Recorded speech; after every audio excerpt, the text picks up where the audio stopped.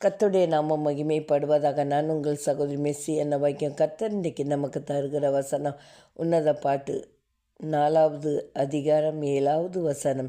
என் பிரியமே, நீ பூரண ரூபவதி, உன்னில் பழுதொன்றுமில்லை.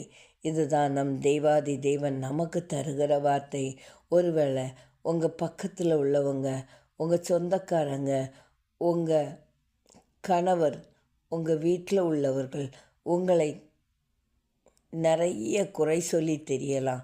ஆனால் தேவன் இன்றைக்கி உங்களை பார்த்து சொல்கிறார், என் பிரியமே, நீ பூரண ரூபவதி, உன்னில் பழுதொன்றுமில்லை என்று சொல்லி கர்த்தர் வாக்கு கொடுக்கிறார். பாருங்கள், மனுஷங்க என்ன வேணால் பேசிட்டு போட்டோம், என்ன வேணால் குறை பேசிக்கொண்டு திரியட்டும். ஆனால் தேவன் உங்களுக்கு இன்னைக்கு அவர் கொடுக்கிற வார்த்தை, உங்கள்கிட்ட ஒரு பழுதும் இல்லை என்பது தான்.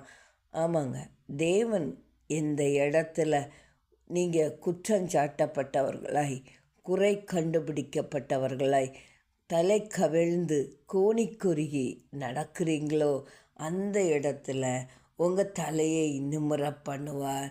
தேவனால் கூடாத காரியம் ஒன்றுமே இல்லை. யோசேப்பை கூட அந்த போத்திபார் மனைவி குற்றஞ்சாட்டினார். ஆனால் தேவன் யோசேப்புடைய தலையை நிமிர பண்ணினார். பார்வோனுக்கு அடுத்த ஸ்தானத்தை கொடுத்து அவனை மகிமைப்படுத்தினார். இன்றைக்கு நீங்கள் கூட அநேக குற்றச்சாட்டுகளை சுமந்தவர்களாய் கண்ணீரோடு வாழ்ந்து கொண்டு இருக்கிறீங்க இல்லையா?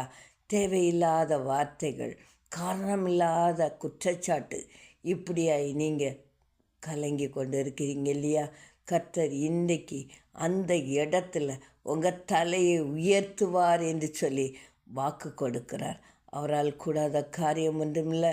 அவர் சொல்லுகிற வார்த்தை, நீங்கள் பழுதொன்றும் இல்லாதவர்கள் என்பது தான். அதனால் மனிதர்களுடைய வார்த்தையை சிறிதும் சட்டை செய்யாது. தேவனை துதித்து மகிழ்ந்து துதிப்பாடுங்கள். கர்த்தர் தாம் இந்த வார்த்தையை ஆசீர்வதிப்பாராக. ஆமென்.